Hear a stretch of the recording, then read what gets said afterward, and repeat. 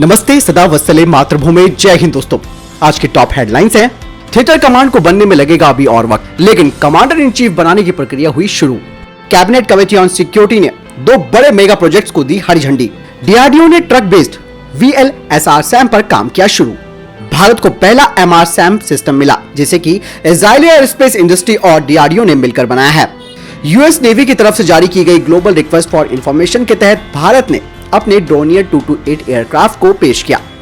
चीन ने तालिबान के लिए खोला अपना खजाना, अफगानिस्तान को देगा 3.1 करोड़ अमेरिकी डॉलर।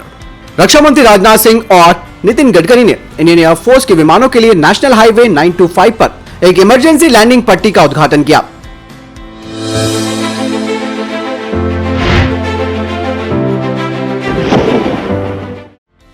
रक्षा मंत्री राजनाथ सिंह और सड़क परिवहन एवं राजमार्ग मंत्री नितिन गडकरी ने आज राजस्थान के बाड़मेर में नेशनल हाईवे 925 यानी कि NH 925 पर इमरजेंसी लैंडिंग स्ट्रिप का उद्घाटन किया। ये पहली बार है कि नेशनल हाईवे का इस्तेमाल इंडियन एयरफोर्स के विमानों की इमरजेंसी लैंडिंग के लिए किया जाएगा।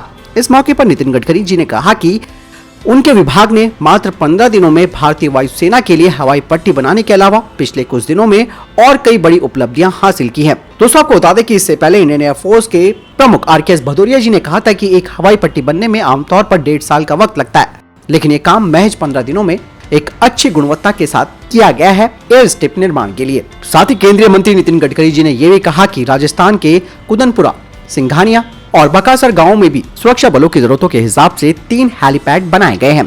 इसके अलावा वहां पर मौजूद रक्षा मंत्री राजनाथ सिंह ने कहा कि बाड़मेर की तरह कुल 20 आपातकालीन यानी कि इमरजेंसी लैंडिंग स्ट्रिप पूरे देश में बनाए जा रहे हैं। इंडियन एयरफोर्स की 2204 स्क्वाड्रन एयरफोर्स की पहली स्क्वाड्रन बन गई है, जिसमें MR-SAM यानी कि medium range surface to air missile inject की गई है। इसे डीआरडीओ और इजराइल की एरोस्पेस इंडस्ट्री ने मिलकर डेवलप किया है। ये डिफेंस सिस्टम दुश्मन के एयरक्राफ्ट और गाइडेड हथियारों से अपने इलाके और फोर्स की रक्षा कर सकता है। ये सिस्टम डेडिकेटेड रडार के सपोर्ट से अकेले फायरिंग यूनिट की तरह ऑपरेट किया जा सकता है। खतरा चाहे ट्रेडिशनल हो या एडवांस, ये बहुत जल्दी रिएक्ट कर सकता है। ये सिस्टम एक ही वक्त में दुश्मन के अलग अलग 16 टारगेट्स पर 24 मिसाइलें दाग सकता है। इसे ऐसे डिजाइन किया गया है कि दुश्मन के टारगेट को बाधित कर उसे नष्ट ये कर सकता है। इसकी प्रूवन रेंज है 70 किलोमीटर तक, लेकिन ये दुश्मन के एयरक्राफ्ट को 110 किलोमीटर तक भी भेज सकता है। ये कम वक्त में एक ही जगह से दूसरी जगह शिफ्ट हो सकता है, इसीलिए दुश्मन को ये चकमा भी दे सकता है। इस मिसाइल सिस्टम के शामिल होने से इंडियन एयरफोर्स की ताकत में इजाफा हुआ है। रक्षा मंत्री राजनाथ सिंह ने इस सिस्टम को इंडियन एयरफोर्स में इंजेक्ट किया। कैबिनेट कमेटी ऑन सिक्योरिटी, जिसे की प्रधानमंत्री लीड करते हैं, उन्होंने 2 बड़े मेगा प्रोजेक्ट्स को हरी झंडी दे दी है, जिनमें की 11,000 करोड़ रुपए के 6 A319 based airborne early warning and control aircraft यानी कि अवाक्स हैं और 15,000 करोड़ की लागत वाले 56 एयरबस C295 MW एयरक्राफ्ट हैं। आपको बता दें कि 56 295 MW एयरक्राफ्ट में से 16 एयरक्राफ्ट फ्लाईवे कंडीशन में स्पेन से भारत आएंगे और ये कॉन्ट्रैक्ट साइन होने के 4 साल के भीतर भारत पहुंचेंगे। वहीं 40 एयरक्राफ्ट भारत में बनेंगे टाटा कंसोर्टियम के साथ, जो कि 10 साल के अंदर C295 की बाकी की यूनिटें भारत को देगा।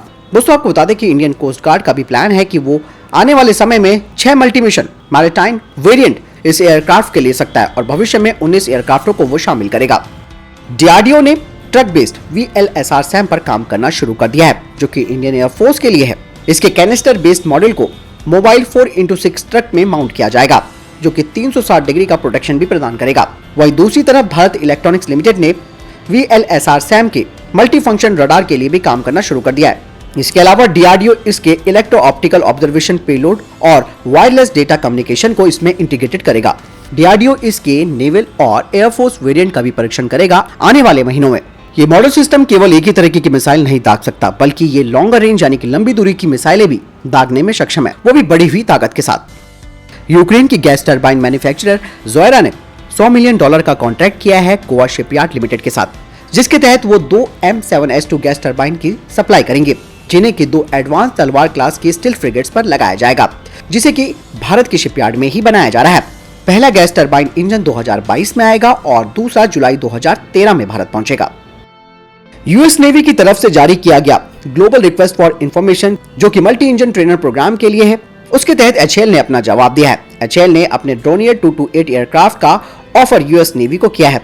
आपको बता दें कि यूएस नेवी अपने PHCGC खुशवॉच को रिप्लेस करना चाहती है 2023 तक नए विमानों से।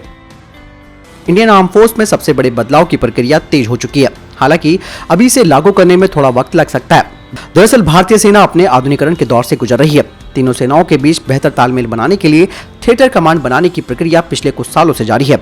बताया जा रहा है कि अब थिएटर कमांड को अस्तित्व में आने में करीबन 3 साल का वक्त लग सकता है। वहीं दूसरी तरफ सरकारी सूत्रों ने बताया कि थिएटर कमांड के लिए कमांडर इन चीफ बनाने की प्रक्रिया शुरू हो चुकी है। थिएटर कमांड में आर्मी की 2 कमांड होंगी, एक वेस्टर्न थिएटर कमांड और दूसरी ईस्टर्न थिएटर कमांड। नेवी की एक थिएटर कमांड बनेगी और एक एयर डिफेंस कमांड बनेगी। अभी आर्मी की 7 कमांडें हैं, एयरफोर्स की भी 7 कमांडें हैं और नेवी की 3 कमांड हैं। तो कुल मिलाकर अभी 17 कमांड और 17 कमांडर हैं। थिएटर कमांड बनने के बाद कुल 4 कमांडर होंगे। तालिबान पर बड़ा प्यार चाइना को आ चुका है और ऐसे में उसने अब एक बड़े इन्वेस्टमेंट की घोषणा कर दी है। चीन ने अफगानिस्तान की तालिबानी सरकार के लिए अपना खजाना खोल दिया है। चीन ने अफगानिस्तान को आर्थिक मदद देने का ऐलान किया है। चीन के विदेश मंत्रालय ने इस बारे में जानकारी दी है कि वो नई सरकार इस्लामिक अमीरात का समर्थन करते हुए अफगानिस्तान को 31 मिलियन अमेरिकी डॉलर की सहायता करेगा। एक रिपोर्ट के मुताबिक चीन के विदेश मंत्रालय के प्रवक्ता ने यह कहा कि इस निर्णय की घोषणा अफगानिस्तान के पड़ोसी देशों के विदेश मंत्रियों की पहली बैठक के दौरान की गई थी। हम इस मदद का इस्तेमाल अफगान के लोगों के लिए करेंगे। बता दें कि तालिबान नियंत्रित अफगानिस्तान को चीन लगभग 3.1 करोड़ डॉलर मूल्य का भोजन, सर्दियों का सामान, कोरोना के टीके और दवा उपलब्ध कराएगा। साथ ही ऐसा कहा जा रहा है कि चीन अपने पहले बैच में अफगानिस्तान को 30 लाख वैक्सीन की खुराक देगा। अफगानिस्तान पर तालिबान के कब्जे के बाद इस बात की आशंका बढ़ रही है कि तालिबान भारत में गड़बड़ी की कोशिश कर सकते हैं, खासकर कि कश्मीर में। हालांकि सरकारी सूत्रों ने कहा है कि अभी तालिबान पर शक नहीं कर सकते। तालिबान ने अलग अलग बयानों में कहा है कि वो कश्मीर में हस्तक्षेप नहीं करेगा। तो हम ये बात मान रहे हैं कि वो सही कह रहे हैं, लेकिन अगर तालिबानियों ने गड़बड़ करने की कोशिश की तो उनसे निपटने के लिए हम पूरी तरह से तैयार हैं। दोस्तों, सरकारी सूत्रों ने कहा है कि पहले भी तालिबानी आए थे और दूसरे देश के लोग भी आए थे। वो आएंगे तो हम देखेंगे। अभी उनकी कही बात पर भरोसा कर लेते हैं कि वो हस्तक्षेप नहीं करेंगे। ये नहीं, सरकारी सूत्रों ने कहा कि हम देख रहे हैं कि क्या ये 20 साल पहले वाला तालिबान है, क्योंकि वे बयान दे रहे हैं कि वो बदल चुके हैं।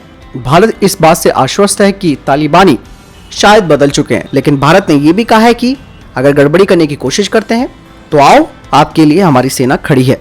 देश की सीमा पर तैनात जवान के हौसले इतने जबरदस्त हैं कि तालिबानी आ जाए चाहे पाकिस्तानी आ जाए, हमारे देश का जवान डरता नहीं है बल्कि मुकाबला करता है। और ऐसे में ये जज्बा पूरे विश्व में भारतीय सेना के पास है। तो दोस्तों, ये तक टॉप डिफेंस और स्पेस अपडेट वीडियो के सामने कोई प्रश्न जवाब है, आपका कोई सवाल है, कमेंट सेक्शन में लिखकर जरूर पूछ सकते हैं। बहरहाल इस वीडियो के लिए इतना ही। मिलता हूं नई वीडियो के साथ। चैनल सब्सक्राइब करना ना भूलिएगा। जय हिंद, वंदे मातरम।